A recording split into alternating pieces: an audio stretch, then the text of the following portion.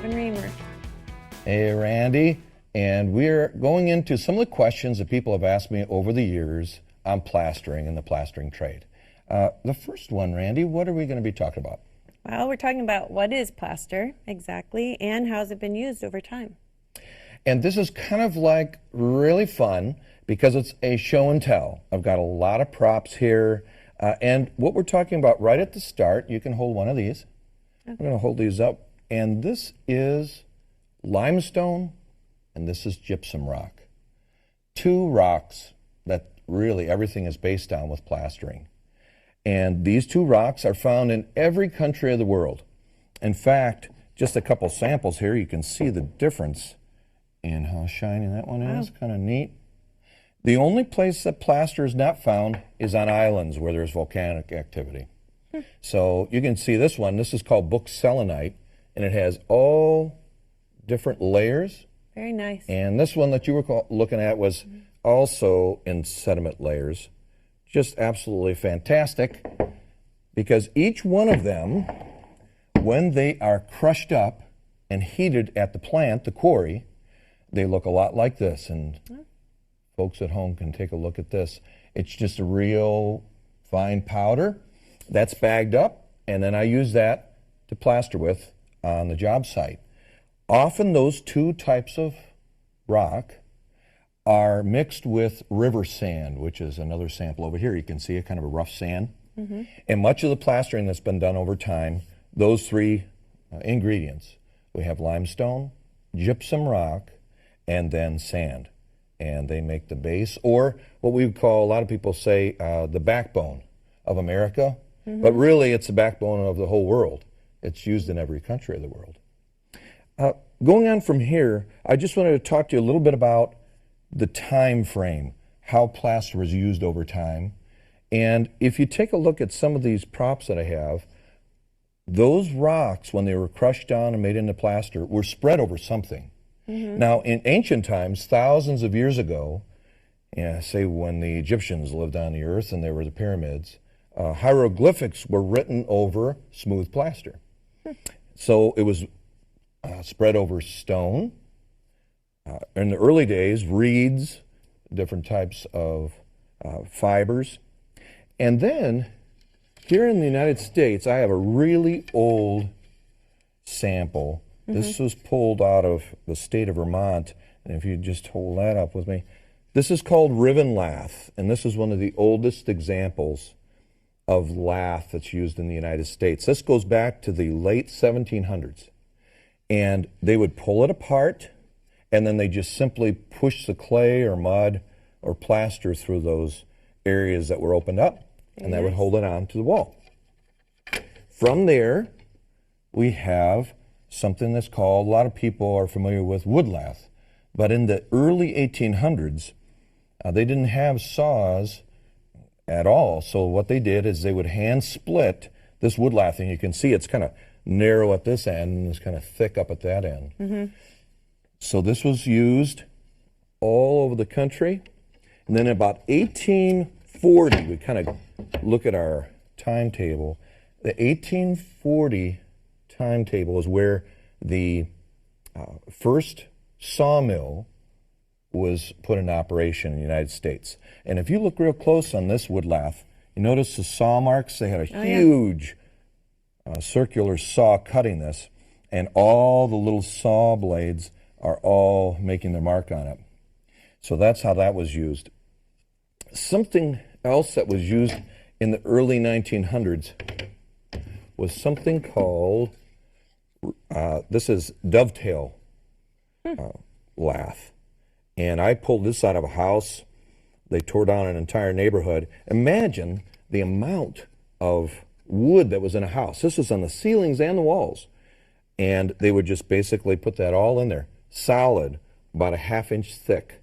And then over that was put plaster. Now I have some of the full coat plaster. All of what we looked at here, the ribbon lath, the wood lath, and the dovetail lath, is considered what many call full coat plaster. Okay. And we're talking heavy duty. Look at that piece. Hold that for a minute.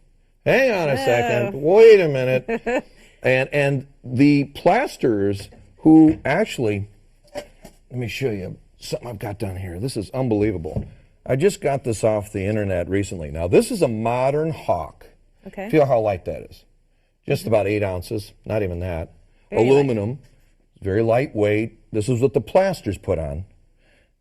The old craftsman of plastering, this was the hawk. This thing weighs about 8 pounds. Feel that. Oh. It's solid oak.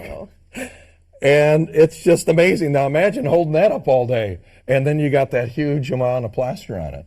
And no wonder when I go to some nursing homes to talk to the old-time plasters, there's, you know, in a wheelchair, but they got a 22-inch neck. The guy's just like, So that's what was used. And I'll take this. Why don't we just put that at the end there? Thank you so much.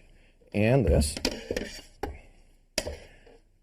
That was used during the early days, all the way up until about the 1940s. And they had time. They had time to do this. Labor was cheap. Materials were inexpensive. So that really wasn't a pressure on them. But do you notice something? As they went along, they were trying to find faster ways of doing these methods. And right after the dovetail lath and the wood lath came in a board, and I don't have a large piece of it, but it was 16 inches wide Okay. and about 48 inches long. 6 of them came in a bundle, and they were called rock lath. The rock lath was about 3/8 of an inch thick, and then you'll notice 3/8 of an inch of plaster. Wow. It's really heavy duty. About 3/4 of an inch to an inch thick. So there was a lot there. Well, that piece was much larger in size, and they could cover more ground, more area, and made it cheaper to do plastering. Something else that came in the 40s, especially around the war era, World War II, was something called beaver board, and you can feel that. It's kind of like a lightweight. It was 2 feet wide and about 4 feet long, and it was hung in sheets. And it was a little softer and not as durable, but full coat plaster was done over this as well. So those are just some examples. One thing that I want to clear up right from the start, and it might hurt some people's feelings, but if they've said it before. A lot of people say, oh, yeah, I have horsehair plaster in my house. And a lot of times you'll see hair, and it looks just like this, and it's just, but a lot of times it's orange or red or black in color. Okay. Well, I got an envelope off the internet, and it had an old-time mailing address, and up at the top, it had this little, it looked like a bale of hay, and it was from the tannery where they tanned all the hides of the cattle in the slaughterhouses, and it said genuine plastering hair. Oh, wow. So where did it come from? People used what was common or what was around them. Hair that was commonly used in that area, and that is cattle hair.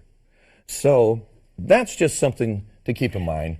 I don't know how it ever got started with horsehair, but that's just something to keep in mind. Now, people wanted to get into their homes after the war, World War II. The GIs came home. They couldn't wait 6 months. It usually took about 6 months to plaster a house. So what did they do? Well, they brought in, of course, we talked about rock lath, 16-inch by 48-inch board. But then they brought in something called plasterboard. You've also heard of drywall.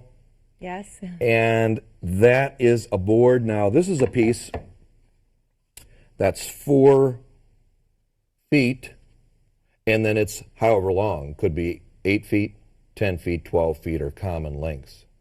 And it's a 1/2 inch thick, and then they put a thin veneer coat of plaster over the whole board.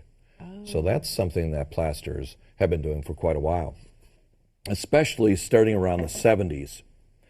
Joint compound and hot muds are used today over a board that's a little lighter in color, and it's drywall, pretty much in the same sizes as far as dimensions.